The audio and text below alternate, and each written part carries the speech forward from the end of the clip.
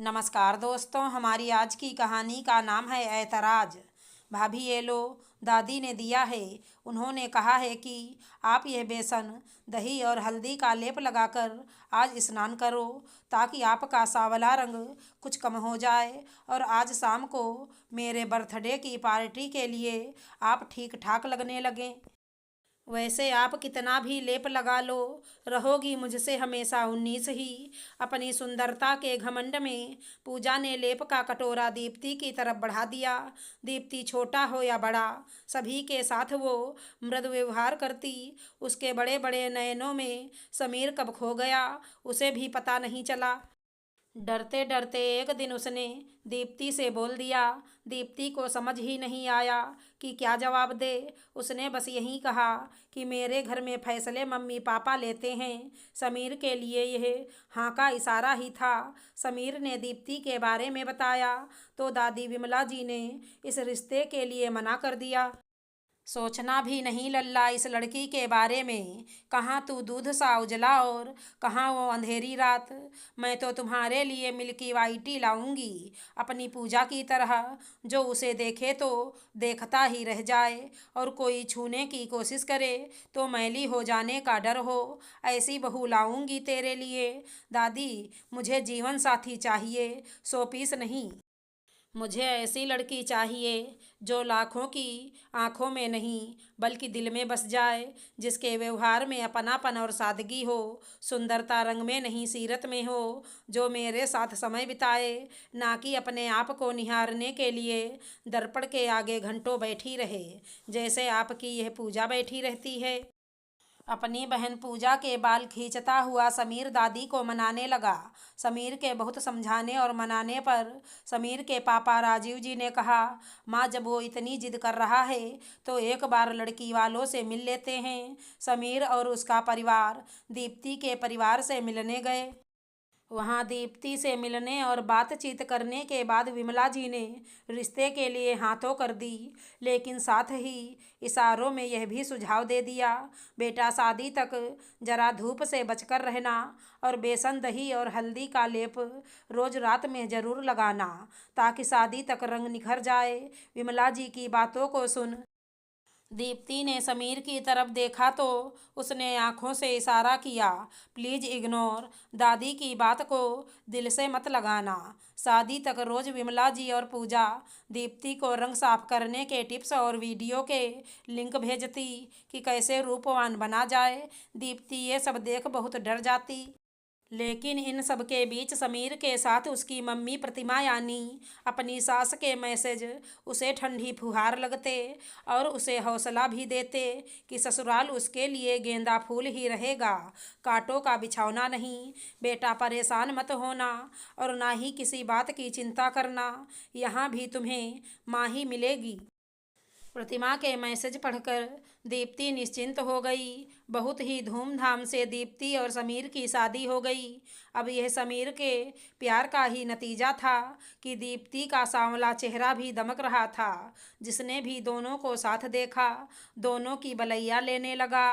धीरे धीरे दीप्ति ने अपने हंसमुख व्यवहार से सभी का दिल जीत लिया और थोड़ा थोड़ा विमला जी का भी। लेकिन इन सभी से पूजा के दिल में दीप्ति के प्रति ईर्ष्या ने जन्म ले लिया और अब वो उसकी हर बात को रूप रंग से जोड़ देती और सभी के सामने उसका मजाक बनाने लगती। तब प्रतिमा जी पूजा को समझाती कि दीप्ति के प्रति उसका व्यवहार सही नहीं है, अपने रंग रूप का गुमान करना सही नहीं है। लेकिन पूजा मुंह बिचका कर चली जाती, ये ठीक नहीं है। पूजा का व्यवहार बहुत ही आक्रामक होता जा रहा है। बचपन से माँ ने उसके दिल में ये बैठा दिया है कि रंग रूप से ही दुनिया चलती है। इसी वजह से वो मुझसे भी ढंग से बात नहीं करती। जब भी उसे समझाना चाहा कि सूरत नहीं सीरत खूबसूरत होना चाहिए तो वो मुझ पर ही हंसती कि आपकी सीरत बहुत अच्छी है। फिर भी दादी ने आपको कभी बहू का हक नहीं दिया। आप घर की बड़ी बहू हैं, फिर भी दादी चाची से ही पूछकर सभी घर के फैसले लेती हैं। सांवली सूरत होने का जो दर्द मैंने झेला, वो मैं दीप्ति को नहीं सहने दूंगी। मैं हमेशा उसकी ढाल बनूंगी। एक माँ होने के नाते मुझे डर दीप्ति से ज़्यादा पूजा के लिए लगता है। उसका गुरूर कहीं उसकी ज़िंदगी ना बर्बाद कर दे, जैसे राधिका जिज्जी ने कर लिया। अपने रूप के घमंड घमंड में उन्होंने अपनी गृहस्थी में खुद ही आग लगा ली। सभी को यही लगता है कि जीजा जी की मौत हार्ट अटैक से हुई, लेकिन आप भी जानते हैं कि उस हार्ट अटैक का कारण भी जिज्जी ही थी। घर में आए दिन कलह, काम को लेकर उनका अपनी सास और ननद से तू मैं और हमेशा जीजा जी को सबके सामने बेइज्जत करना उन्हें अवसाद में ले गया। और एक दिन उनके कलह को वो बर्दाश्त नहीं कर पाए। और मैं नहीं चाहती कि पूजा के साथ भी। प्रतिमा बोलते बोलते कांप गई। तुम बहुत ज़्यादा सोच रही हो। ज़रूरी नहीं जो जिज्जी के साथ हुआ वो अपनी पूजा के साथ हो। पूजा अभी बच्ची है, समझ जाएगी वो। राजीव जी ने प्रतिमा को सांत्वना दी। बच्ची, आपको पूजा और माँ को जिज्जी बच्ची ही लगती हैं। 23वां जन्मदिन वो अपना आज मनाने वाली है। 1-2 साल में शायद उसकी शादी भी हो जाए। वो कब समझेगी। प्रतिमा सिर पकड़ कर बैठ गई। किस बात का मातम मना रही है तुम्हारी पत्नी? आज मेरी लाडो का जन्मदिन है, तो खबरदार उसे कुछ कहा। उसकी चिंता तू मत कर, मैं अभी जिंदा हूँ। देखना, उसके लिए राजकुमार ढूंढ कर लाऊंगी जो उसे रानियों की तरह पलकों पर बैठा कर रखेगा। विमला जी उधर से जा रही थी। प्रतिमा की बात सुन कमरे में चली आईं और उसे झिड़कने लगीं। माँ, आपके इसी बढ़ावे ने उसका दिमाग खराब कर रखा है। वो अपने आगे किसी को कुछ समझती नहीं है। प्रतिमा ने विमला जी की बात का विरोध किया। वो और भी कुछ बोलने जा रही थी, लेकिन राजीव जी ने उसका हाथ पकड़कर रोक लिया। शाम की पार्टी में सभी मेहमान आ चुके थे। पिंक गाउन और डायमंड नेकलेस पहने पूजा परी लग रही थी। सभी की निगाहें उसी पर थी। विमला जी और राधिका जी तो उसकी नज़र ही उतारने लगीं। पूजा के बाद सभी की निगाहों में किसी और चीज़ की तारीफ हो रही थी, तो वो था पार्टी का इंतजाम।